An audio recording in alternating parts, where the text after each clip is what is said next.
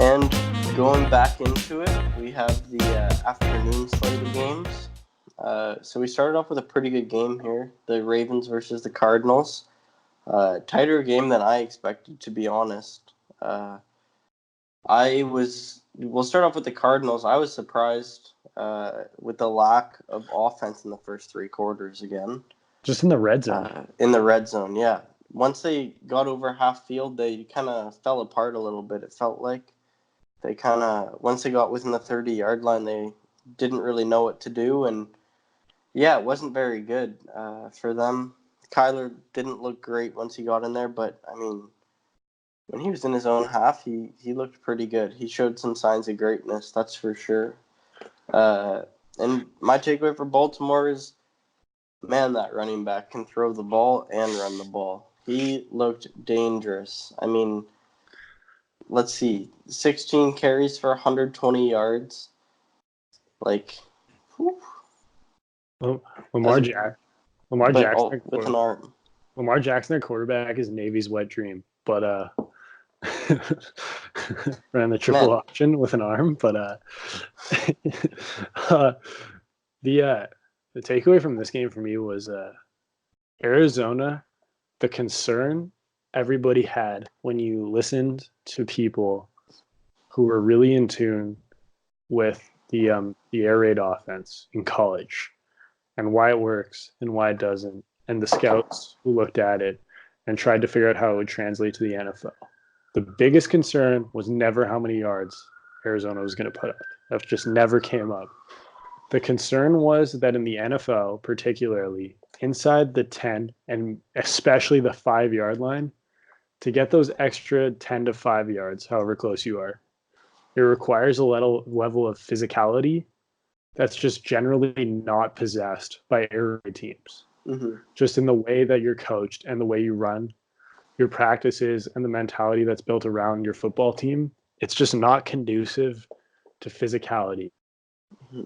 So in and around that goal line, that's where the physicality comes out. Fourth and short and the red zone. And that's where the concern was. And through 2 weeks, they've done nothing to prove that wrong. I mean, they've been more successful than I think a lot of people thought moving the ball between the 20s. And I mean, kudos to them. Kyler is a clear NFL quarterback. There's no doubt about that. He's clearly not a runner. He might run 4.2, but I think with every time I watch him, it becomes clearer and clearer why he didn't run the 40. Mm-hmm. It's because he's a pocket passer. Who cares how fast he can run because he's throwing from the pocket. And he's a real talent, and it'll be up to Cliff Kingsbury and that coaching staff to figure out a way to get the most important 5 yards because they haven't figured out how to do that consistently yet. And until they do, their yards, and congratulations, Kyler Murray's the first guy I think ever to throw for 300 yards twice in his first 2 games. That's great. Whoop-de-doo. You're 0-2, and you've scored a combined, I think you're averaging 22 points a game. So, that's just not good enough.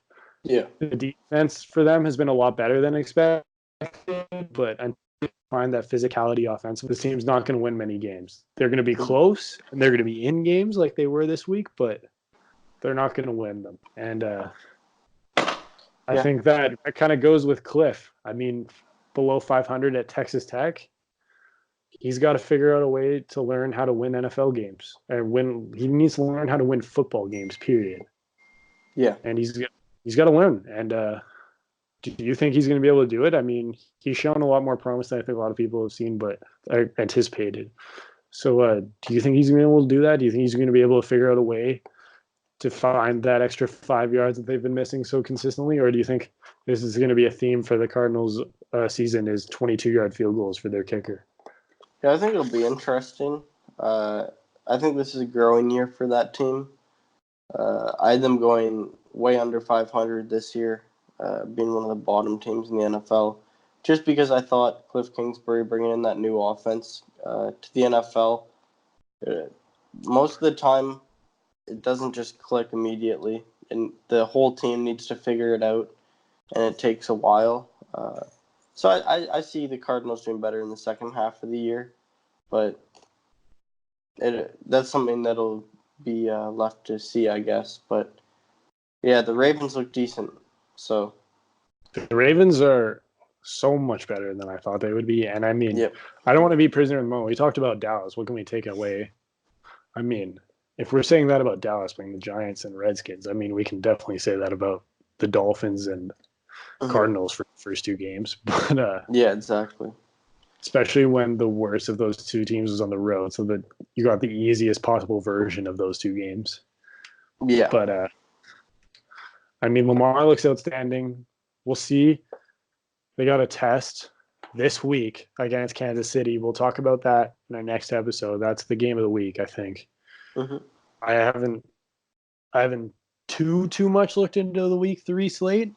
There's some interesting games, New Orleans, Seattle among them, but I think everyone's got their eyes on Kansas City and Baltimore because I think we're all curious to see how real this Baltimore offense is. Yep. Moving on. The next game was the Texans versus the Jaguars. A game that, again, didn't go the way I expected at all. Me The neither. Jaguars hung around. Their defense really played a pretty good game. The Texans showed their offensive line's not very good. The Texans squeaked away with a 13-12 win over Gardner Minshew and the Jaguars. Uh, this game did not go as I expected. And my takeaway was, like I mentioned, the Texans' offensive line is no good. And the Jaguars, they have good defense. That's going to hold them in games this year. Gardner Minshew's not going to win them very many games. It really sucks Nick Foles went down for them, but yeah, the Texans did not look as good as I thought they would have. What do you think about it? So I gotta. So what do you think of this? The best team in the AFC South was playing in the Colts Titans game. Prove me wrong. Yeah, no, that's fair.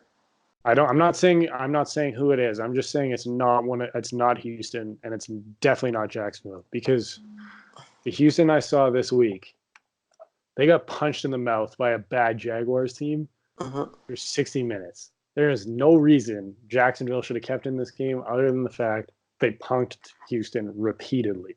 Mm-hmm. So how am I supposed to believe that a bad Jacksonville team can punk them, but a Tennessee team who that's the only way they can play and win football games, why can't they do that? And then, I mean, same with the Colts. I mean, you want to talk about grit in a football team? Go look at the Colts. Everyone thought they should quit and tank of the year, and they're playing every game like it's a playoff game with the level of intensity and preparation. So, how am I ever going to believe that this Houston team that gets punched in the mouth by a bad Jaguars team is going to beat them? Like, Paul, prove me wrong. Why is Houston not the third best team in the AFC South right now? No, I think that's a fair thing to say, but I think what it comes down to in that division is who is the best quarterback. And honestly, I I think that Houston has the best quarterback. I think Marcus Mariota is not as good as Deshaun Watson, and I don't think that Jacoby Brissett is either. And of course, I don't. Gardner I, Minshew's not, but I don't think there's any debate in that. My issue is we kind of talked about Arizona. I watch Houston. I think they're soft. Like, yeah, that's fair. and I don't I don't really care how much better Deshaun is than everybody else in the division. I mean, we saw this with Aaron Rodgers. I don't think anyone thought Trubisky was better than Aaron Rodgers last year, and I certainly don't think anyone thought Cousins was better than Aaron Rodgers last year. But Aaron Rodgers finished third in that division, so it matters what's around you. It matters the coaching. It matters if there's turmoil. I watch this team. They look like a mess. Bill O'Brien is a good head coach when he's just the head coach, but when he's running everybody else, it's clearly a train wreck. I mean, Mm-hmm. it's just not going well right now. And I think no matter how good Deshaun is and how much better he is than a Marcus Mariota or a Jacoby Brissett, just what is around him really is concerning me right now. And that's not to say that Houston isn't going to end up turning it around and winning this division. I mean, they won 9 in a row last year after starting 0-3. So they have shown the ability to start slow and move quicker. I mean, if you're a Texans fan, I don't know how you're not at least a little bit concerned right now. Yeah, no, for sure. I agree with that. I mean, they did not look as expected in this game. That's for sure. But yeah, it'll be interesting to watch them throughout the rest of the year, see how they do. Yeah, because that division, the door's really wide open for a mediocre-looking team to take the division. So, the next game, we had the Chiefs playing the Raiders. We don't need to talk much about this game because what is there to talk about? It went as Exactly as it was expected. Raiders come out with a hot start, but Chiefs took them 28-10. I mean, Mahomes got, 4 touchdowns in the second quarter. I mean, damn, they tried for 1 quarter and they blew them out. Yeah, and my takeaway from this game is the Chiefs' receiving core could be one of the top ones in the league, arguably, and the Raiders are gonna be the Raiders again. I think the Raiders are definitely better this year. They definitely Yeah. put up more of a fight. Like they clearly have more talent on their roster, but I mean, starting from nothing and ending with, and then next year having a little bit of something, it's technically progress, but a little bit of something against a really, really good team is not a Mhm. whole lot. We saw it this week. I mean, Kansas City didn't show up in the first quarter. They're like, we'll spot you guys 10, and they still blew them out. Like, Yeah. I mean, what more can you say about this offense? Tyreek Hill's not even playing, and they're just lighting up a Raiders secondary, which I know has been much maligned. But at the end of the day, if we're going to talk about how great Lamar and Dak have been destroying uh, barely NFL secondaries, then we can sure talk about Mahomes lighting up the Raiders. Yeah.